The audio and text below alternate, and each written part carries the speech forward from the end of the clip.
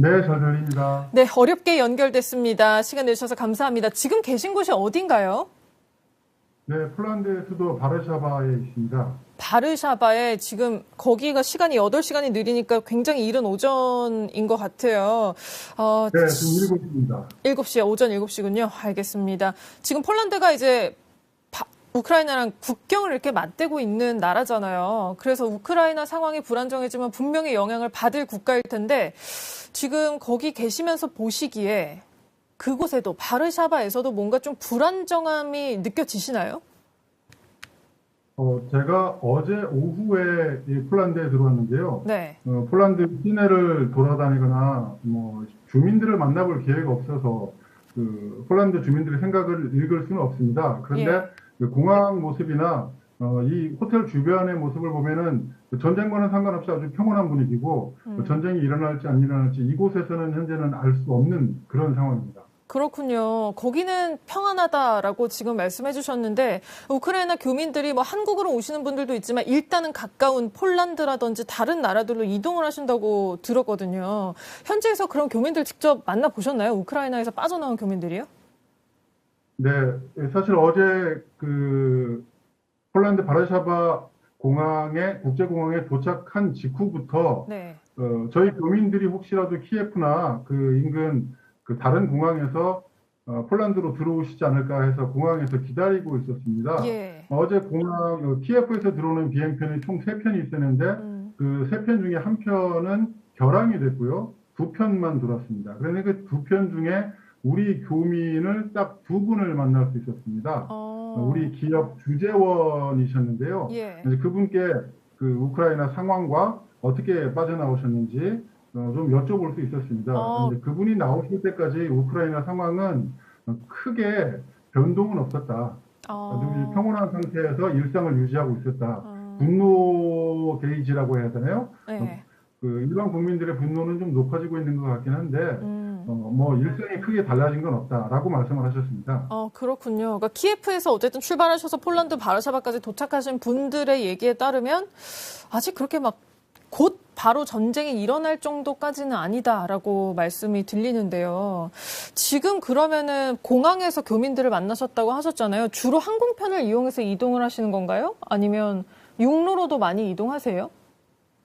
네, 항공편을 많이 이용하시는 것 같지는 않습니다. 예. 지금 현재 어제 제가 아까도 말씀드렸지만 공항에서 그 2편의 항공편에서 키예프에서 바르샤바로 들어오는 2편의 항공편에서 단 2분을 만나뵀거든요.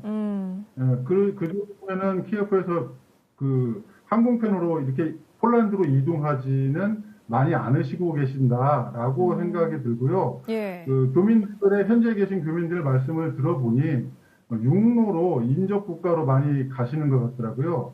인접에 몰도바나 루마니아, 헝가리 등 다 육로로 통해져 있지 않습니까? 예. 이쪽 폴란드도 마찬가지고요. 그래서 버스나 기차 또는 자기 차량을 이용해가지고 또 짐들이 워낙 많으시니까 그렇게 해서 이동을 하시는 것 같습니다. 자기 차량이 있으면 진짜로 거기에 짐을 싣고 그냥 바로 이동하시는 게 훨씬 편하실 수도 있겠네요. 해외에서 이동하시는 것도 그렇고.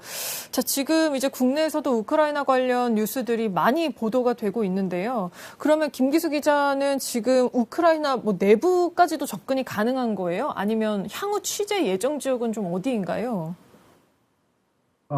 지금 현재로서는 우크라이나에 접근이 쉽지가 않습니다. 정부가 우크라이나 전 지역을 여행경보 4단계를 내렸기 때문에 저희 여권으로 우크라이나에 들어가서 취재 활동을 하기가 쉽지 않거든요. 그래서 현재 저희의 취재 계획은 폴란드에서 우크라이나에 가장 가까운 곳까지 가서 그곳에서 혹시라도 벌어질 수 있는 만약의 상황에 대비해서 그곳에서 취재 활동을 할까 생각하고 있습니다. 인접 접경 지역까지 폴란드에서 일단은 접근을 해보시겠다는 계획인 건데 그 접경 도시들이 특히 우크라이나가 러시아한테 침공을 받게 되면 우크라인들이 대거 유입이 될 수 있잖아요. 그래서 일부 보도를 보니까 폴란드 외에도 다른 나라들도 난민이 유입될 상황에 좀 대비를 해야겠다라는 얘기들이 나오더라고요. 실제로 그 주변 국가들은 그런 침공 상황에 어떻게 대비를 하고 있나요? 난민 문제는 유럽에서 가장 뜨거운 감자 같은 문제거든요. 예. 그 시리아 난민 문제를 가지고도 유럽 전체가 홍역을 겪지 않았습니까? 예. 근데 이번에 만약에 우크라이나에서 전쟁이 발발한다고 한다면 음. 500만 명 이상의 난민이 발생할 거다라는 전망이 500만 나오고 명. 있습니다. 네. 네, 우크라이나 내부에서 나온 얘기거든요. 이 500만 명이 과연 유럽 전체에서 수용이 가능하냐?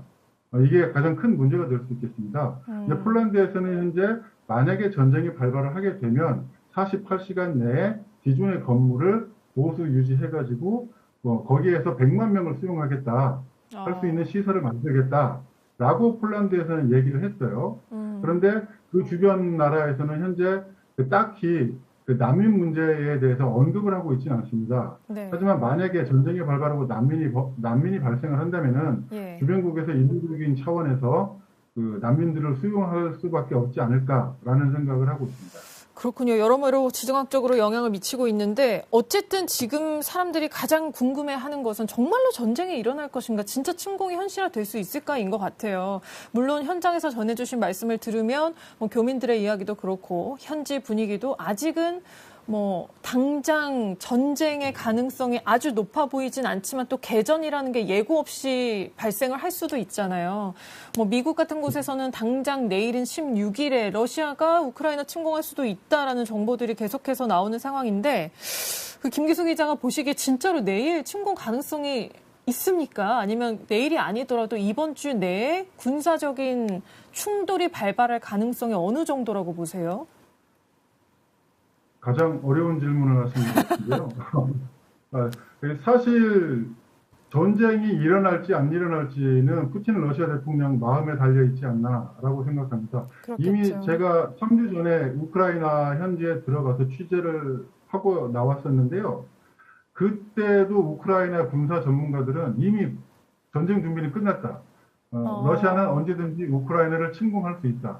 하지만 푸틴이 결심을 해야 된다라고 얘기를 했었습니다. 예. 결국에 지금 현재 상황은 이미 보도가 다 되어 있지만 13만 명의 병력이 우크라이나 북부 벨라루스, 그다음에 우크라이나 동부 돈바스 지역, 그다음에 우크라이나 남부인 아주프에어 흑해의 해군 함대가 지금 대기하고 있습니다. 지금 전쟁 준비는 완벽하게 끝났다고 보여지거든요. 그런 거죠.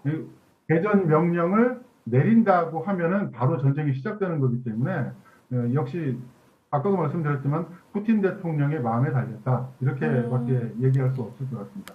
최근에 그 여행 금지 조치가 되기 전에 우크라이나 취재를 다녀오셨었군요. 네. 그때는 분위기가 지금과 같이 좀 평온했지만 군사 전문가들이 보기에는 어쨌든 전쟁 준비는 끝났다라는 거였고요. 그렇죠. 알겠습니다. 네. 말씀하시죠. 네. 제가 갔을 당시에는 뭐 지금보다 훨씬 더 평온했죠. 뭐 유가나 물가나 사재기도 없었고 사람들이 과연 전쟁이 날까? 이런 분위기였는데요. 예. 군사 전문가들은 그 당시에 러시아가 언제든지 침공할 수 있다. 우크라이나가 지금 이렇게 대비해서는 안 된다라는 경고를 계속 해왔었습니다. 근데 뭐 기간이 긴 기간이 아니었기 때문에 우크라이나가 뭐 준비를 한다고 해서 할 수 있는 기간도 아니었고요. 또 러시아가 워낙 강대국이기 때문에 뭐 맘만 먹으면 언제든지 침공할 수 있는 나라이기 때문에 현재 상황이 여기까지 지금 악화되는 것이 아닌가라고 생각하고 있습니다. 그렇군요. 알겠습니다. 이제 마지막 질문을 드리겠습니다. G7 이제 강대국들은 뭐 러시아가 우크라이나를 만약에 침공을 한다면 우리는 강력한 경제 제재로 뭐 응징하겠다라고 경고를 강력하게 하고 있는데요. 그와 동시에 외교전도 굉장히 치열하게 진행되는 것 같아요. 뭐 마크롱 대통령도 가서 푸틴 대통령 만나고 있고 또 독일 총리도 굉장히 발빠르게 움직이고 있는데 이 와중에 특히 독일하고 프랑스가 이렇게 열심히 움직이는 이유는 뭘까요? 뭐 한마디로 정리하기는 쉽지 않습니다. 예. 일단은 가장 큰 명분은 유럽 대륙에서 전쟁을 막아야 된다라는 거겠죠. 평화를 유지를 해야 되니까요. 예. 일단 이게 가장 큰 목적이겠지만 속내를 들여다보면은 마크롱 대통령 같은 경우는 올 4월에 대선을 앞두고 있습니다. 이 대선을 앞두고 유럽 전체의 외교의 지도력을 발휘하겠다라는 속내가 있지 않나 분석이 가능하고요. 그렇군요. 독일 같은 경우는 조금 더 속내가 복잡합니다. 독일의 에너지의 상당 부분을 러시아의 천연가스에서 의존을 하고 있거든요. 그 천연가스 수입량의 55% 정도가 러시아산입니다. 그런데 맞네요. 노르트 스트림 2라는 가스관을 현재 만들어 놓고 아직 승인을 하지 않고 있는데 이 가스관 문제가 현재 이 전체적인 우크라이나 상황과 맞물려서 돌아가고 있어요. 예. 숄츠 그 총리 같은 경우는 이 문제를 해결해야 돼요. 그렇기 때문에 일단 전쟁을 가장 원하지 않는 나라 중에 하나가 이 독일이겠지만 이 독일로서는 러시아의 심기도 살필 수밖에 없는 상황이 되는 그렇겠네요. 거죠. 네. 가스 끊어버리면은 뭐 이 겨울을 어떻게 나겠습니까? 그렇게 수입 의존도가 러시아에 높은데 여러 가지가 복잡하게 얽혀있는 문제 같네요. 지금 이제 현장에 가신 겁니까? 라는 댓글이 많이 올라오고 있는데 저희가 여행금지 지정이 돼서 우크라이나에 입국은 못한다는 점 말씀을 드리겠고요. 오늘 인터뷰는 여기서 마무리해야 될 것 같습니다. 자, 김기숙 기자, 이제 오늘 다른 지방으로 이동을 하시나요? 네, 오늘 저희 9시 뉴스까지 마치고 난 다음에 저희 국경지대로 지금 이동할 생각입니다. 국경으로 알겠습니다. 스카이월드님이 안전하게 귀국하시라고 그렇게 댓글을 남겨주셨다는 점 전해드리면서 여기서 마무리하겠습니다. 오늘 시간 내주셔서 고맙습니다. 감사합니다.